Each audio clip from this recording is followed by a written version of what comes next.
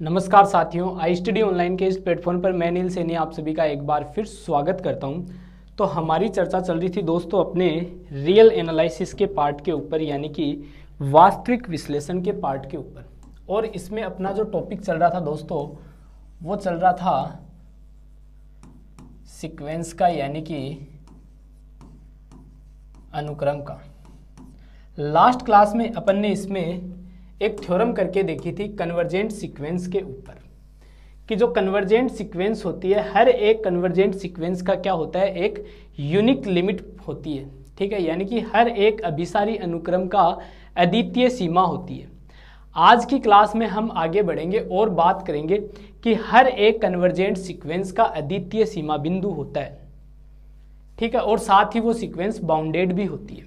ठीक है, तो आज की क्लास में बढ़ते हैं आगे और एक अगली थ्योरम की चर्चा करते हैं। थ्योरम का स्टेटमेंट में लिख रहा हूं, एक अनुक्रम को अभिसरित होने के लिए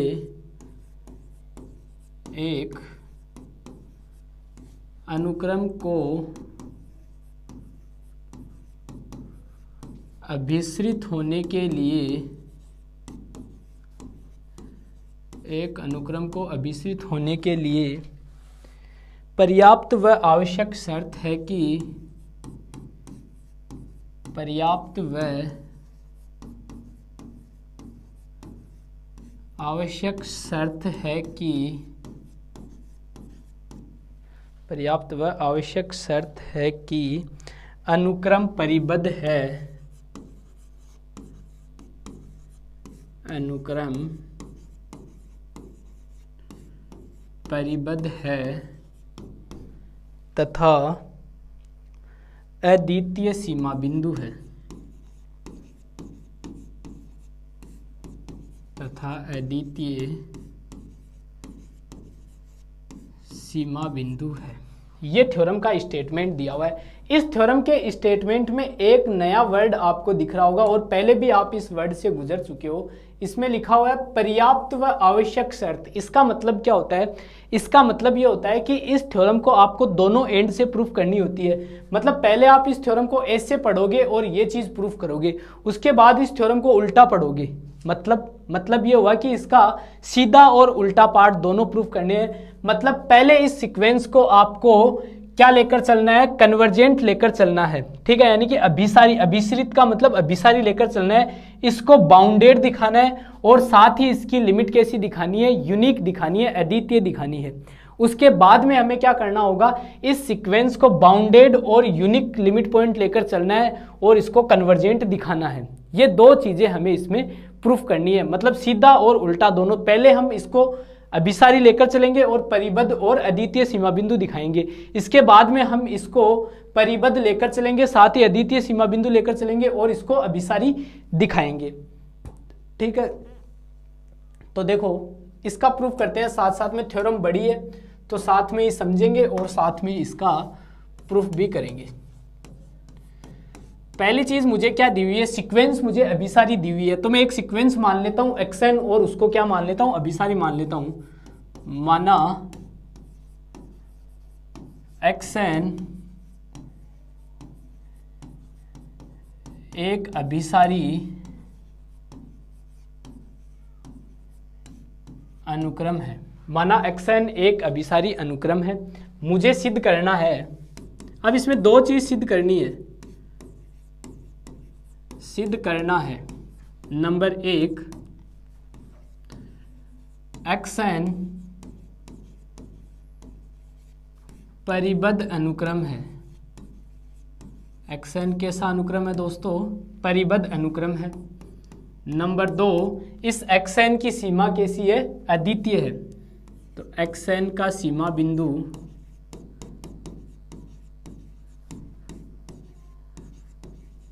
xn का सीमा बिंदु अद्वितीय है। इसका अद्वितीय सीमा बिंदु है। ठीक है, इसका सीमा बिंदु अद्वितीय है या अद्वितीय सीमा बिंदु है, यानी कि यूनिक है। अब सबसे पहले हम इसको प्रूफ करेंगे कि अनुक्रम कैसा है? बाउंडेड है, यानी कि परिबद्ध है। इसका मतलब हम एक इससे पीछे वाली क्लास में एक थ्योरम हमने पढ़ी थी कि प्रत्येक अभिसारी अनुक्रम कैसा होता है, परिबद्ध होता है। तो ये अनुक्रम मुझे कैसा दिया हुआ है, अभिसारी दिया हुआ है, ये अनुक्रम मुझे अभिसारी दिया हुआ है, इसका मतलब ये अनुक्रम कैसा होगा, परिबद्ध होगा। तो ये लाइन तो मैं स्टेटमेंट डायरेक्ट लिख के इसको लिख सकता हूं, हम जानते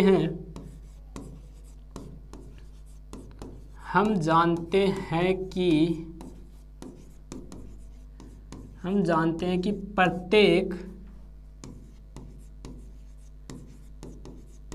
प्रत्येक अभिसारी अनुक्रम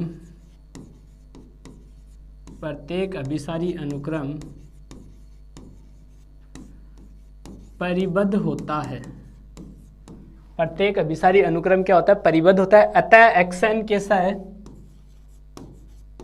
अतः xn परिबद्ध अनुक्रम है। xn कैसा है दोस्तों, परिबद्ध अनुक्रम है। ये नंबर 1 वाला पार्ट प्रूफ होता है, ठीक है।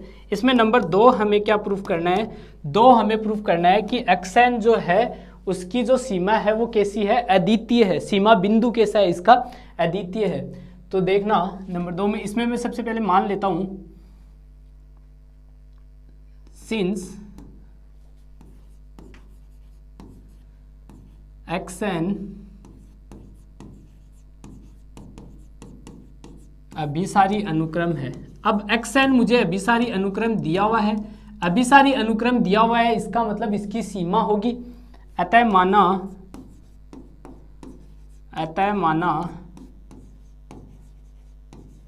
xn की सीमा l है। मैं क्या मान लेता हूं कि इस xn की सीमा क्या है, l है। अरे भाई साहब, अनुक्रम कैसा दिया हुआ है, कन्वर्जेंट दिया हुआ है, अभिसारी दिया हुआ है। अभिसारी दिया हुआ है, इसका मतलब मैं क्या कहूँगा कि इसकी जो लिमिट होगी वो एग्जिस्ट करेगी, यानी कि वो फाइनाइट होगी। अब कुछ ना कुछ लिमिट होगी, तो उस कुछ ना कुछ लिमिट को मैंने क्या मान लिया, एल मान लिया, ठीक है। अब लिमिट की परिभाषा से लगा देता हूँ। तो देखना, सीमा की परिभाषा से जो क्या कहती है, for all epsilon greater than 0 के लिए कोई एक नेचुरल नंबर इस प्रकार से एग्जिस्ट करता है कि इसके एग्जिस्ट करने के बाद इस सीक्वेंस के सारे पद इस एल के नेबरहुड में समा जाते हैं। क्लियर सभी स्टूडेंट को ये चीज़ समझ में आ गई होगी। इसका मतलब क्या हुआ, अर्थात या इसी की एक लाइन और बढ़ाता हूँ, इसको ओपन करके लिखता हूँ। तो xn belongs to l minus epsilon l plus epsilon और for all n greater than equals to m। ये कहानी समझ में आई होगी सभी बच्चों को, ठीक है। इसको खोल के मैंने इस प्रकार से लिख दिया। इसका मतलब क्या हुआ कि इस इंटरवल के अंदर इस xn के अनंत पद विद्यमान है, अर्थात l minus epsilon l plus epsilon में xn के अनंत पद विद्यमान है। कब, जब n greater than equals to m है, ठीक है। जब n greater than equals to m है, उस केस में इसमें कितने पद विद्यमान है दोस्तों, अनंत पद विद्यमान है। इसका मतलब यही लाइन को मैंने इसको हिंदी में लिखा है। अब मुझे एक बात बताओ, नंबर लाइन पे आओ, ये नंबर लाइन देखो, ठीक है। लिमिट की इस परिभाषा के अनुसार ये कोई सीक्वेंस इस प्रकार से x1, x2, x3, x4 dash dash, यहाँ कोई पॉइंट m है, इसके ऊपर इसकी इमेज क्या है, xm है। यहाँ कोई l है, यानी कि, और ये इसका नेबरहुड है, l minus epsilon l plus epsilon. इसके अंदर कितने पद है, अनंत पद विद्यमान है। किसके, xn के। तो xn के इसमें अनंत पद विद्यमान है, यही लाइन हमने लिखी है। अब एक चीज हम जानते हैं, मैंने आपको बताया भी था, क्या बताया था, कि किसी सीक्वेंस की जो लिमिट होती है वो लिमिट पॉइंट भी हमेशा होगा ही होगा। मतलब किसी सीक्वेंस की सीमा उस सीक्वेंस का सीमा बिंदु भी होगा, ये बताया था। क्यों होगा, क्योंकि सीमा बिंदु की परिभाषा क्या कहती है, सीमा बिंदु की परिभाषा तो यही कहती है कि उस सीक्वेंस के अंदर एक पॉइंट ऐसा एग्जिस्ट करता है कि उसके नेबरहुड के अंदर उस सीक्वेंस के अनंत पद विद्यमान होते हैं, ठीक है। लेकिन लिमिट यानी कि सीमा की परिभाषा अलग कहती है कि एक पॉइंट के मिलने के बाद में सारे पद नेबरहुड में आ जाते हैं। लेकिन ये इतना ही कहता है कि सीक्वेंस में एक पद ऐसा होना चाहिए जिसके नेबरहुड के अंदर इनफाइनाइट पॉइंट हो। तो भाई साहब इस सीक्वेंस के अंदर ये एक पॉइंट ऐसा है जिसके अंदर इस सीक्वेंस के इनफाइनाइट पॉइंट एग्जिस्ट कर रहे हैं। इसका मतलब ये एल क्या है, ये एल इस xn की लिमिट भी है, सॉरी लिमिट पॉइंट भी है। ठीक है, तो मैं यही लाइन लिख देता हूं, इसको अब हटा देता हूं, इसको आगे वाली लाइन में लिखने की जरूरत नहीं है क्योंकि ये क्या लिख रहा हूं मैं, सीमा बिंदु लिख रहा हूं। यहां से लिखो एक लाइन,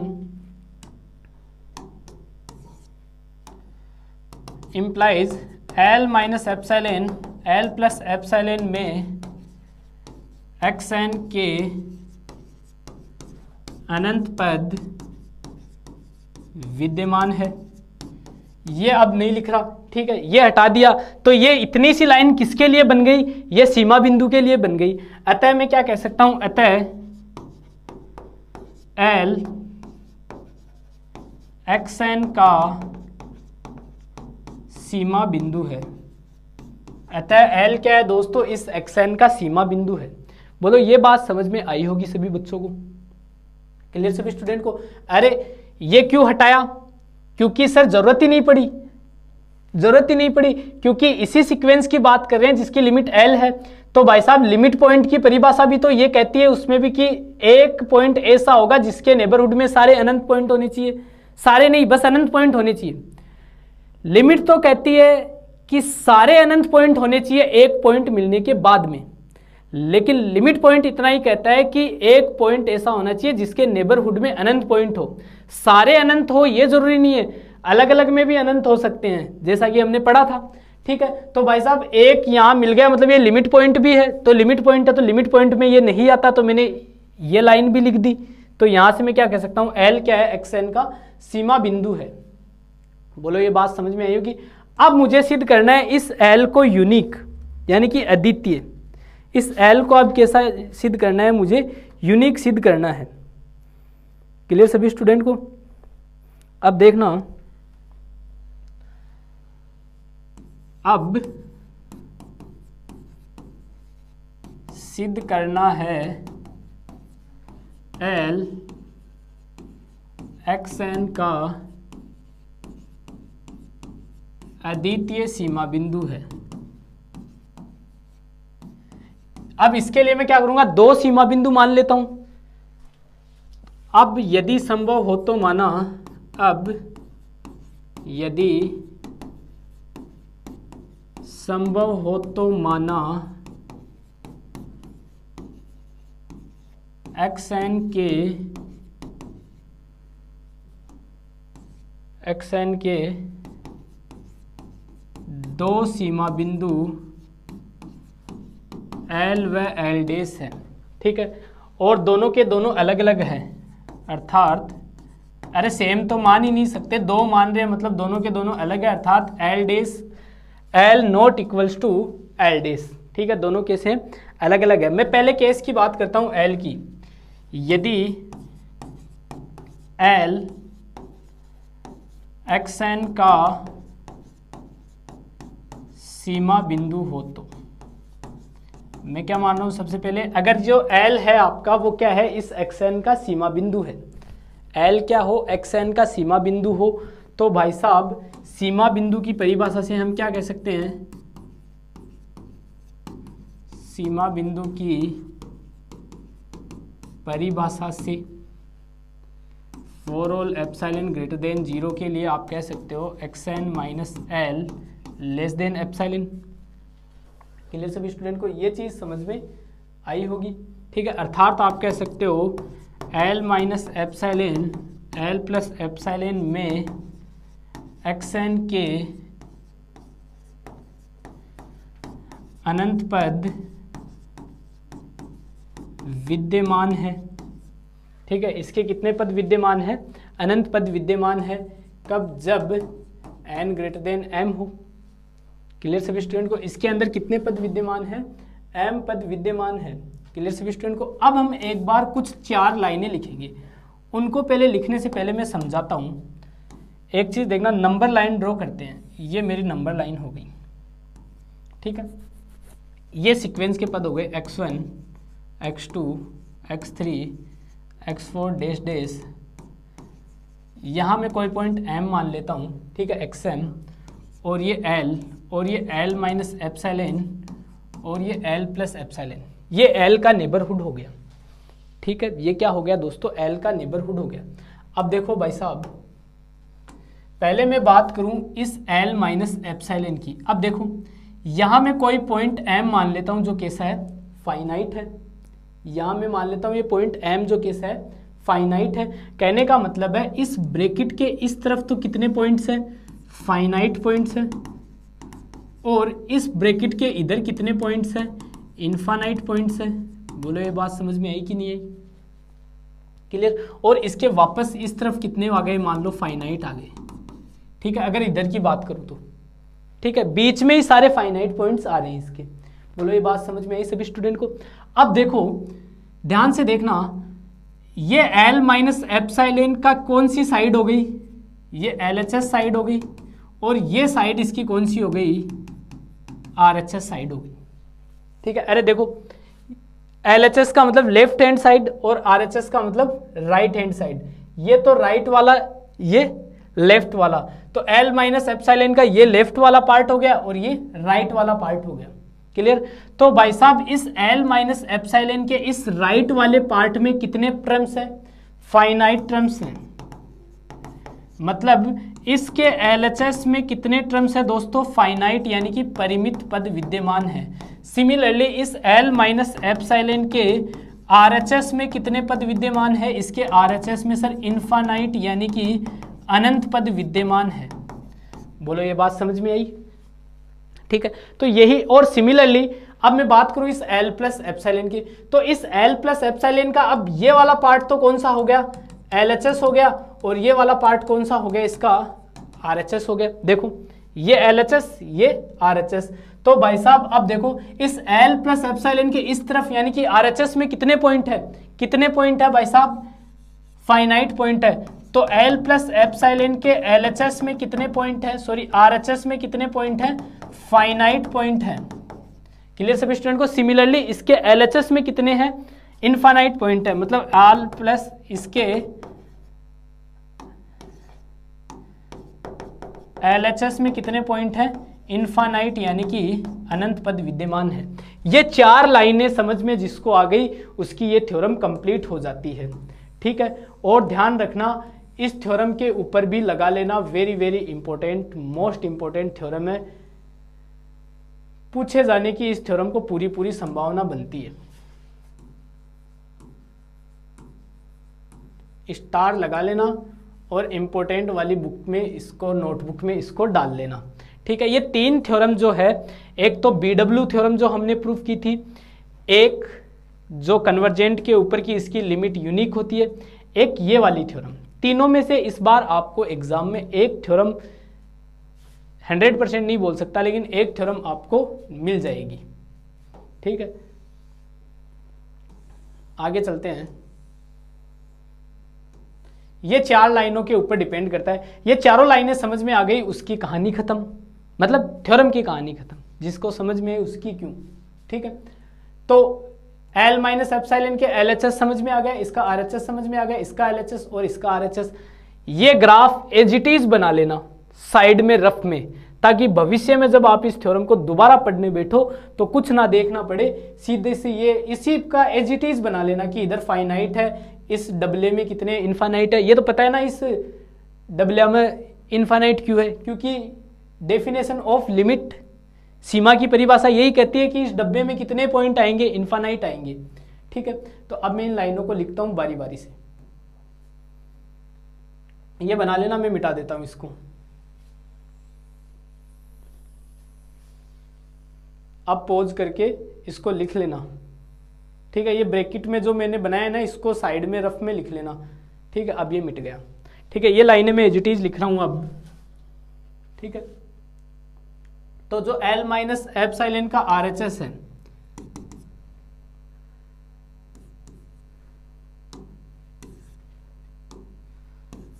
l माइनस एप्सिलॉन के RHS में xn के अनंत पद अनंत पद विद्यमान है जब n ग्रेटर देन m, ठीक है। और L माइनस एप्सिलॉन के LHS में xn के परिमित m पद विद्यमान है, ठीक है। देखो इनको इक्वेशन भी नाम दे देते हैं, इस वाली को इक्वेशन नंबर 1 नाम दे देता हूँ, इसको इक्वेशन नंबर 2 नाम दे देता हूँ, ठीक है। आगे हम काम में लेंगे। तीसरी लाइन L प्लस एप्सिलॉन के LHS में xn के अनंत पद विद्यमान है, अनंत पद विद्यमान है। क्लियर सभी स्टूडेंट को। और नंबर 4 लिख देता हूँ, L प्लस एप्सिलॉन के RHS में xn के परिमित पद विद्यमान है। क्लियर सभी स्टूडेंट को ये चीज़ समझ में आई होगी। इसको नंबर 3 नाम दे दो, इसको नंबर 4 नाम दे दो। यहाँ तक की ये कहानी, ये 4 लाइनें वही है जो मैंने लिखी है, बस वो ग्राफ के रूप में आपको बना के बता दी थी मैंने किस प्रकार से ये लिखी गई है। क्लियर सभी स्टूडेंट को। अब देखो सिंस मैंने स्टार्टिंग में बताया जो दोनों के दोनों लिमिट पॉइंट लेके चले थे वो इक्वल नहीं थे। L नॉट इक्वल्स टू क्या था, L डैश था। मतलब क्या हुआ, दोनों इक्वल नहीं है, इसका मतलब दोनों का डिफरेंस 0 नहीं है। अब 0 नहीं है तो इन दोनों का डिफरेंस कुछ ना कुछ होगा, और उस कुछ ना कुछ को मैं 2 एप्सिलॉन मान लेता हूं। L माइनस L डैश बराबर 2 एप्सिलॉन। दोनों का डिफरेंस मैंने क्या मान लिया, कुछ ना कुछ, और कुछ ना कुछ को क्या मान लिया, 2 एप्सिलॉन मान लिया। क्लियर कहानी। यहां से इसको मैं लिख सकता हूं L माइनस L डैश बराबर एप्सिलॉन प्लस एप्सिलॉन। क्लियर। एक एप्सिलॉन को इधर ले आऊंगा और L डैश को उधर ले जाऊंगा, तो ये L माइनस एप्सिलॉन और इधर बन जाएगा आपका L dash plus epsilon. Clear सभी स्टूडेंट को। इसको दे देते हैं इक्वेशन नंबर 5 नाम, ठीक है। अब मैं मान लेता हूं अगला केस, यदि L डैश, अब यदि L डैश xn का सीमा बिंदु है, अतः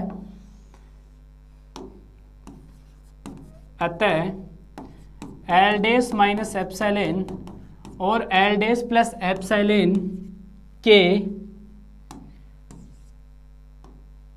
में xn के अनंत पद विद्यमान होंगे। कितने पद विद्यमान होंगे, अनंत पद विद्यमान होंगे। बोलो ये बात समझ में आई सभी स्टूडेंट को, ठीक है। अरे ये लिमिट पॉइंट की डेफिनेशन क्या कहती है कि अगर L डैश इसका क्या है, लिमिट पॉइंट है, तो इस L डैश के नेबरहुड में इस xn के इनफाइनाइट पॉइंट होंगे। यही चीज लिखी है मैंने। अब वापस अपनी नंबर लाइन पे आते हैं। ये नंबर लाइन रही, ठीक है। ये पॉइंट x1, ये x2, ये x3 डैश डैश चलता रहेगा। यहाँ कोई पॉइंट m xm मान लो, इसके बाद में यहाँ L डैश मान लो, तो ये L डैश माइनस एप्सिलॉन, ये L डैश प्लस एप्सिलॉन। बोलो ये बात समझ में आई सभी स्टूडेंट को। अब देखो मैंने क्या बताया था, इस तरफ फाइनाइट, इस तरफ फाइनाइट, और बीच वाले डब्बे में सारे के सारे जितने इनफाइनाइट पॉइंट बच गए वो, ठीक है। बात करते हैं इस L डैश प्लस एप्सिलॉन की। तो L डैश प्लस एप्सिलॉन के इस तरफ यानी कि LHS पार्ट में कितने टर्म्स हैं, LHS पार्ट में सर इनफाइनाइट टर्म्स है। तो मैं यहाँ ये लाइन लिख देता हूँ,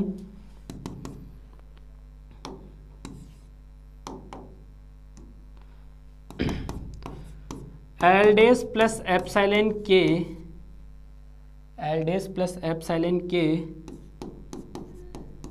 LHS में xn के अनंत पद विद्यमान है।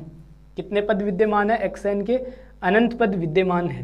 बोलो ये बात समझ में आई सभी स्टूडेंट को, ठीक है। देखो कहाँ से, ये इसका LHS हो गया और इसमें कितने पद विद्यमान है, अनंत पद विद्यमान है। इसको दे देता हूं मैं इक्वेशन नंबर 6 नाम। ठीक है, अब इक्वेशन 5 और 6 से मुझे एक चीज बताओ, ये L डैश प्लस एप्सिलॉन किसके बराबर है, L माइनस एप्सिलॉन के बराबर है।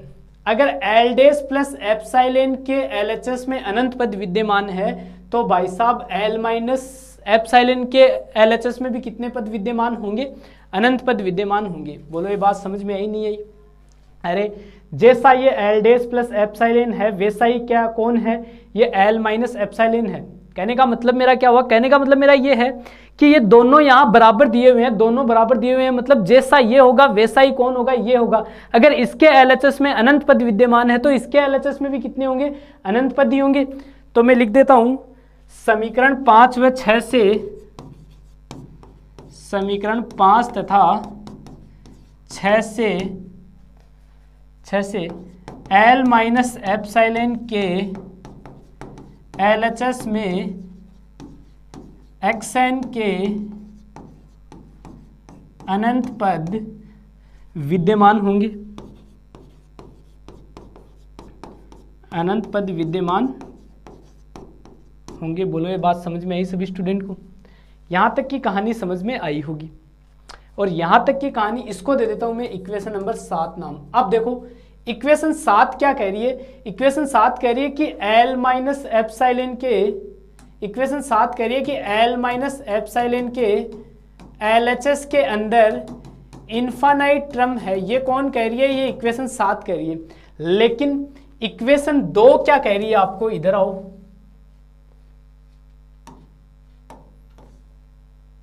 ये देखो भाई साहब, ये इक्वेशन 2 क्या कह रही है आपको, इसके ऊपर आओ। इक्वेशन 2 आपको कह रही है सर कि इस L माइनस एप्सिलॉन के LHS में xn के परिमित पद ही विद्यमान है, ये इक्वेशन 2 कह रही है। और इक्वेशन 7 जो है वो आपको ये बात कह रही है। इक्वेशन 2 तो कह रही है कि L माइनस एप्सिलॉन के LHS में इनफाइनाइट पॉइंट है, लेकिन इक्वेशन 2 कह रही है कि इसके LHS में फाइनाइट पॉइंट है। मतलब दोनों एक दूसरे का क्या कर रहे हैं, विरोध कर रहे हैं, दोनों लड़ाई कर रहे हैं। एक तो कह रहा है कि नहीं मैं सही हूं, दूसरा कह रहा है कि नहीं मैं सही हूं।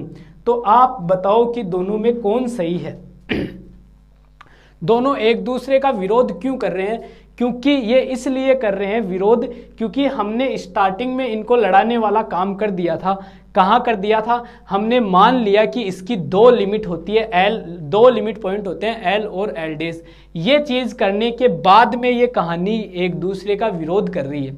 ठीक है, हम क्या करेंगे, हम इनको बोलेंगे कि सर हमसे तो गलती हो गई, माफ़ करो, हमसे गलती हो गई, हमें माफ़ करना कि हमने 2 लिमिट पॉइंट ले लिए, तुम लोग लड़ना बंद करो। हम मान लेते हैं, हमने एक्सेप्ट कर लिया, हमने आपकी बात को स्वीकार कर लिया कि इसका लिमिट पॉइंट 1 ही होगा, हमसे भूल हो गई।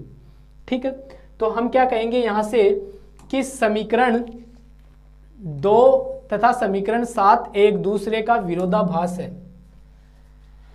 समीकरण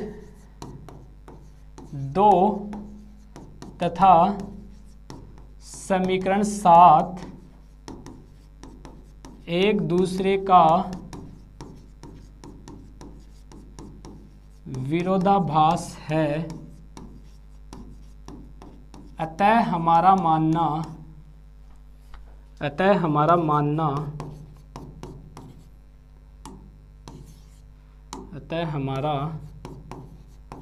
मानना कि xn के 2 सीमा बिंदु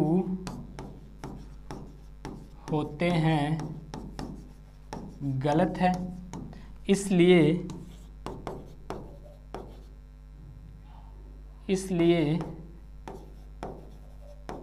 xn का अद्वितीय सीमा बिंदु होता है। ये भाई साहब इस थ्योरम का पहला पार्ट कंप्लीट होता है। ठीक है, इस थ्योरम का ये पहला पार्ट कंप्लीट होता है। पहला पार्ट एक बार दोबारा से मैं आपको रिवाइज्ड करवा देता हूँ। ठीक है, बहुत ही अच्छी थ्योरम है ये। थ्योरम का स्टेटमेंट हमें दिया कि अनुक्रम कैसा दिया हुआ है आपको, अभिसारी दिया हुआ है, एक अनुक्रम आपको दिया हुआ है और ये अनुक्रम दोस्तों आपको कैसा दिया हुआ है, अभिसारी दिया हुआ है। ये कह रहा है कि इस अनुक्रम को आपको कैसा दिखाना है, बाउंडेड दिखाना है, साथ ही दिखाना है कि इस अनुक्रम की जो सीमा बिंदु होगा वो अद्वितीय होगा। अब मुझे इसमें क्या लेकर चलना है, सबसे पहले मुझे लेकर चलना है एक अनुक्रम xn है जो कैसा है, अभिसारी है। मुझे प्रूफ करना है कि ये xn कैसा है, परिबद्ध है, साथ ही इस xn का सीमा बिंदु कैसे होगा, अद्वितीय होगा। ठीक है, ये चीज मुझे प्रूफ करनी है। सबसे पहली चीज प्रूफ करने के लिए हम जानते हैं कि प्रत्येक अभिसारी अनुक्रम कैसा होता है, परिबद्ध होता है, और xn हमें अभिसारी दिया हुआ है, इसलिए xn कैसा होगा, परिबद्ध होगा। उसके बाद में दूसरा पॉइंट सिद्ध करने के लिए मुझे दिया हुआ है xn मेरा अभिसारी अनुक्रम है। xn अभिसारी अनुक्रम है, इसका मतलब इसकी सीमा एग्जिस्ट करेगी। इसकी सीमा एग्जिस्ट करेगी जो कैसी होगी, फाइनाइट होगी। मैंने इसकी जो सीमा है उसको क्या मान लिया, L मान लिया।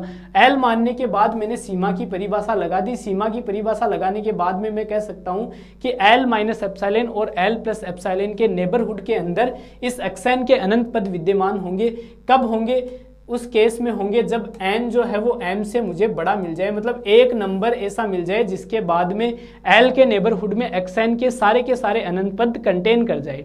ठीक है, और यही हम जानते हैं जो लिमिट होती है वही क्या होता है, लिमिट पॉइंट भी होता है उस सीक्वेंस का। तो मैं यहाँ से कह सकता, ये लाइन हटा के ये लाइन लिख सकता हूँ, और ये लाइन किसकी है, आपकी अब लिमिट पॉइंट की है। अतः l क्या है, xn का सीमा बिंदु है। अब मुझे इसमें सिद्ध करना है कि L जो है वो xn का अद्वितीय सीमा बिंदु है, यानी कि ये यूनिक है। इसको यूनिक दिखाना है। यूनिक दिखाने के लिए मैं मान लेता हूं कि इसके दो सीमा बिंदु है, L और L'। पहले केस की बात करता हूं कि इसका सीमा बिंदु जो है वो L है। L इसका सीमा बिंदु है, इसका मतलब L माइनस एप्सिलॉन और L प्लस एप्सिलॉन के नेबरहुड के अंदर इसके अनंत पद विद्यमान होंगे। अब नंबर लाइन से मैंने ये 4 लाइनें लिख दी, नंबर लाइन मैंने बनाई और नंबर लाइन से मैंने ये चारों चीजें आपको एक्सप्लेन कर दी। ठीक है, वो एक्सप्लेनेशन आप देख लेना कि कहाँ से ये 4 लाइनें, रट मत लेना, सभी से रिक्वेस्ट है आपसे, ये रट मत लेना। रटी हुई भूल जाओगे, कहीं अनंत करोगे, कहीं परिमित करोगे, तो रटना मत प्लीज, वो देख लेना। डायग्राम से मैंने आपको इसको नंबर लाइन से ड्रॉ करके आपको बताया ये चारों लाइन।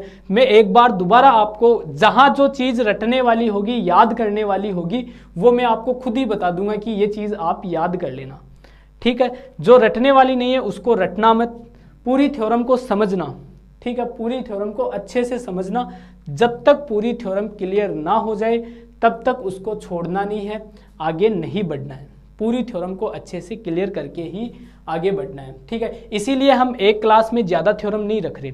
एक क्लास में हम बड़ी थ्योरम है तो एक रख रहे हैं, इंपॉर्टेंट और बड़ी है तो एक रख रहे हैं। जहाँ ये लगेगा कि यार ये इंपॉर्टेंट नहीं है, ये थ्योरम्स हो सकता है पूछ ले, और जहाँ मुझे ये लगेगा कि कम ही चांसेज है पूछने के, वहाँ उन थ्योरम्स को हम 2-3 एक साथ एक क्लास में रख लेंगे। जहाँ ये लगेगा नहीं ये थ्योरम एग्जाम में पूछी जा सकती है, पूरे चांसेज इसको पूछे जाने के, वहाँ हम कोशिश यही कर रहे हैं कि एक क्लास में एक ही थ्योरम कर रहे हैं। ठीक है, क्योंकि इतनी ज़्यादा थ्योरम्स भी नहीं है इस रियल एनालिसिस में कि हमें ज़्यादा दूर तक जाना पड़े। ठीक है, अच्छे से पढ़ेंगे इसको, काफ़ी बारीकी से पढ़ेंगे। ठीक है, डिटेल्स में पढ़ेंगे इसको। ठीक है, घास नहीं काटेंगे इस पेपर के अंदर, पूरा डिटेल्स में पढ़ेंगे। वैसे देखा जाए तो रियल एनालिसिस हम पढ़ रहे हैं, इतनी 8-10 क्लासें हो गई होंगी अब तक। एक चीज़ देख रहे होंगे कि ज़्यादा कुछ इसमें है नहीं सर, एक हवाई बना हुआ था रियल एनालिसिस। रियल एनालिसिस क्या है, कुछ नहीं है। बेसिकली देखा जाए तो मैं मेरे पॉइंट ऑफ व्यू से अगर आपको बताना चाहूँ तो जो डिफरेंशियल इक्वेशन है या न्यूमेरिकल एनालिसिस है, मुझे वो बिल्कुल भी बोरिंग लगती है। मुझे उनको पढ़ाना भी थोड़ा बोरिंग लगता है। लेकिन ये वाले जो पार्ट है, अलजेब्रा हुआ, रियल एनालिसिस का पार्ट हुआ, ठीक है, डिस्क्रीट मैथमेटिक्स के पार्ट हुए, कॉम्प्लेक्स के पार्ट हुए, ये इंटरेस्टिंग लगते हैं, फैक्ट के ऊपर चलते हैं। ठीक है, इनमें वो जोड़ बाकी गुणा भाग नहीं होता, उनमें बहुत बोरिंग सा सीन हो जाता है जोड़ बाकी गुणा। तभी तो डिफरेंशियल इक्वेशन में मैंने जैसे कुछ क्वेश्चंस ऐसे हैं जो लास्ट में उनकी जहाँ कैलकुलेशन का पार्ट होता है, मतलब जोड़ बाकी गुणा भाग या इंटीग्रेशन का मामला जहाँ आ जाता है, 11/12 के इंटीग्रेशन, वहाँ मैंने आपको ही करने के लिए दिए थे कि कर लेना। ठीक है, डिफरेंशियल इक्वेशन या न्यूमेरिकल एनालिसिस जो भी कोई भी, या कैलकुलस के कुछ मामले, जो कहने का मतलब है जो कैलकुलेशन का पार्ट है, अप्लाइड मैथमेटिक्स जिसको बोलते हैं। अप्लाइड मैथमेटिक्स में क्या है कि कैलकुलेशन ज़्यादा रहती है। ये वाला जो पार्ट होता है प्योर मैथमेटिक्स का, इसको अगर आपने अच्छे से समझने का प्रयास किया और ये आपको अगर एक बार समझ में आने लग गया तो ये आपको बहुत ज़्यादा इंटरेस्टिंग लगेगा ये पेपर, ठीक है। तो आगे बढ़ते हैं। फिर ये 4 लाइनें लिख दी। उसके बाद में मैं लेकर चला था एल और एल डैश इक्वल नहीं है। इक्वल नहीं है इसका मतलब दोनों का डिफरेंस 0 नहीं होगा। दोनों का डिफरेंस 0 नहीं, अरे दोनों का डिफरेंस 0 होने का मतलब वो दोनों एक जैसी हैं, बराबर है। 2 नंबर बराबर होते हैं तभी तो डिफरेंस 0 होता है। अरे ये चीज़ तो पता है ना, 2 नंबर बराबर होते हैं तभी तो इन दोनों का डिफरेंस 0 होगा। अगर 2 और 3 ये दोनों बराबर नहीं है तो डिफरेंस कुछ ना कुछ आएगा इसका। तो वही चीज़ है, एल और एल डैश बराबर नहीं है तो इनका डिफरेंस 0 नहीं होगा। डिफरेंस 0 नहीं होगा इसका मतलब इसका डिफरेंस कुछ ना कुछ होगा, और वो कुछ ना कुछ मैंने 2 एप्सिलॉन मान लिया। इसको मैंने एप्सिलॉन प्लस एप्सिलॉन से डिनोट कर दिया, दोनों को अलग अलग करके लिख दिया। इसको इधर ले गया, इसको इधर ले आया, ये लाइन आ गई। फिर मैं दूसरा केस की बात करता हूँ। अगर एल डैश क्या है, इसका सीमा बिंदु है। एल डैश इसका सीमा बिंदु है, इसका मतलब एल डैश माइनस एप्सिलॉन और एल डैश प्लस एप्सिलॉन में एक्सन के अनंत पद विद्यमान है। क्लियर सभी स्टूडेंट को? इसको मैंने फिर एल डैश वही नंबर लाइन वो बनाई हुई,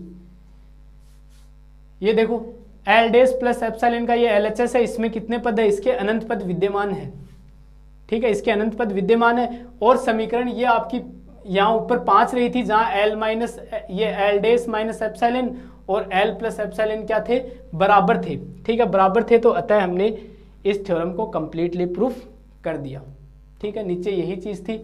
अब आता है भाई साहब इसका कन्वर्स पार्ट। अभी ये थ्योरम कंप्लीट नहीं हुई दोस्तों, अभी इसका विलोम पार्ट भी आता है।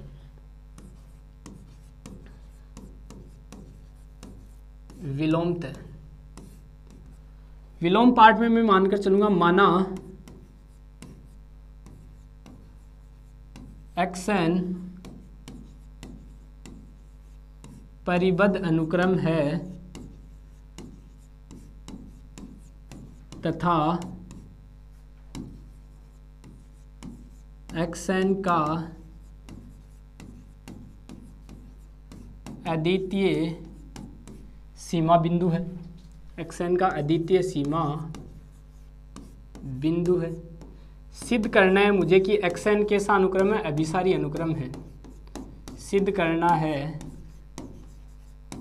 एक्सन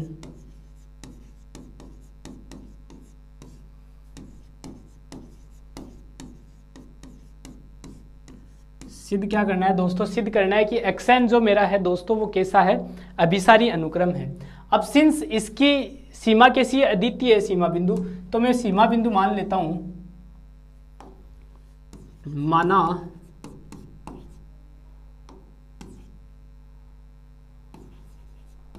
एक्सन का अद्वितीय सीमा बिंदु एल है। अतः L minus epsilon L plus epsilon में एक्सन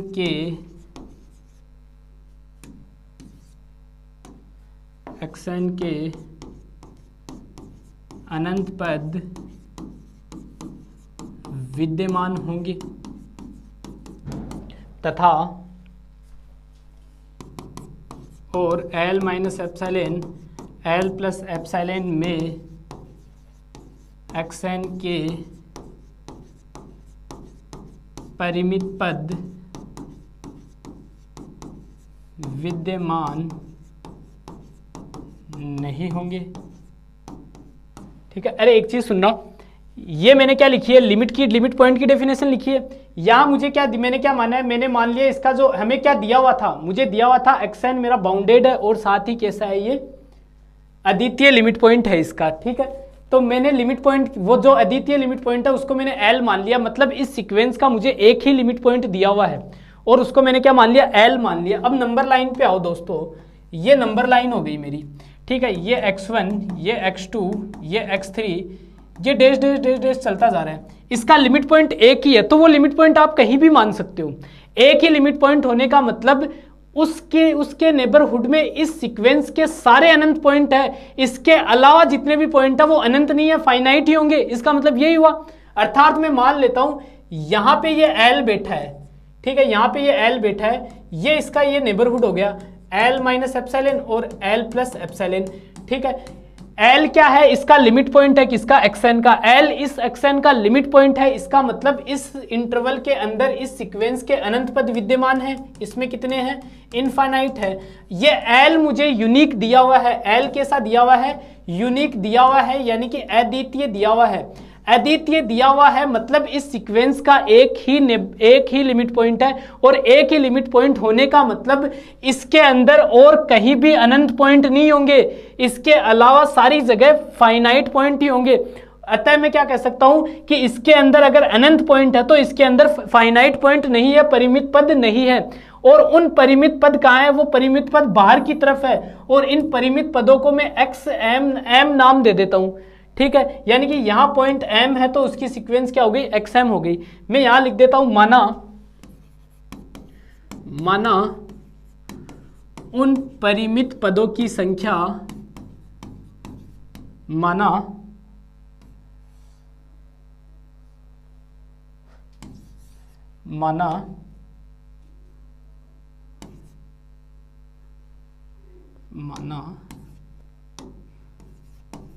उन परिमित पदों की संख्या m है। अतः मैं क्या कहूंगा कि इसके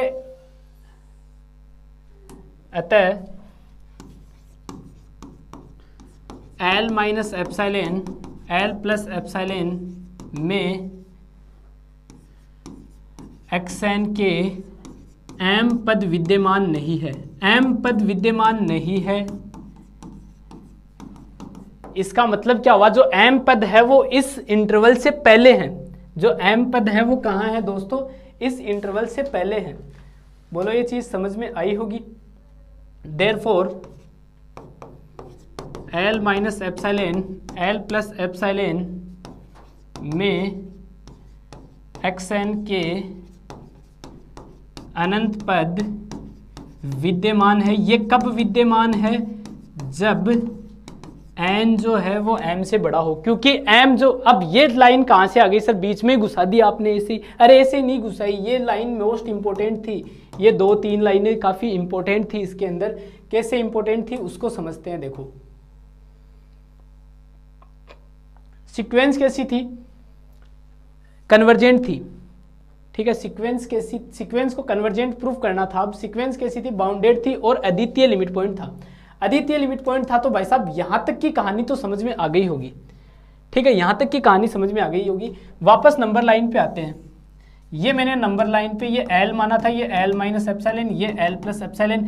एक ही लिमिट पॉइंट है, एक ही लिमिट पॉइंट है, मतलब इसी नेबरहुड के अंदर सारे के सारे सीक्वेंस के इनफाइनाइट पॉइंट्स हैं। इसके अलावा बाहर जितने भी पॉइंट हैं वो सारे कैसे हैं, फाइनाइट हैं। और उन फाइनाइट पॉइंट्स को मैंने क्या मान लिया, m, और वो m कहाँ तक है, यहाँ तक है। मतलब इस m के मिलने के बाद सारे के सारे पद किस में आ गए, इस L के नेबरहुड में आ गए। इसका मतलब ये हुआ।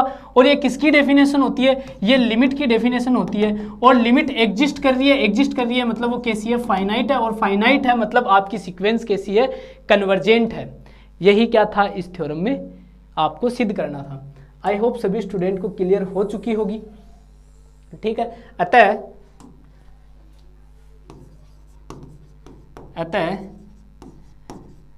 xn की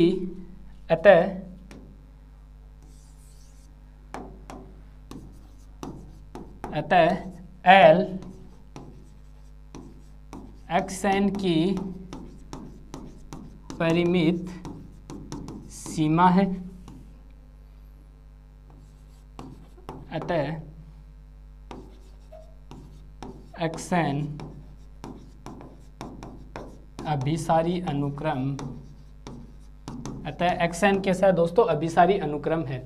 यही चीज आपको क्या करनी थी, प्रूफ करनी थी, ठीक है। आई होप सभी स्टूडेंट को ये थ्योरम समझ में आई होगी। काफ़ी अच्छी ये थ्योरम है, मोस्ट इम्पोर्टेंट इस थ्योरम के ऊपर लगा लेना, ठीक है। आगे इसके पूछे जाने की पूरी संभावना रहेगी। आगे की क्लास में हम मिलेंगे कुछ और डेफिनेशंस थ्योरम्स के साथ। तब तक के लिए आपका दिन शुभ रहे। धन्यवाद।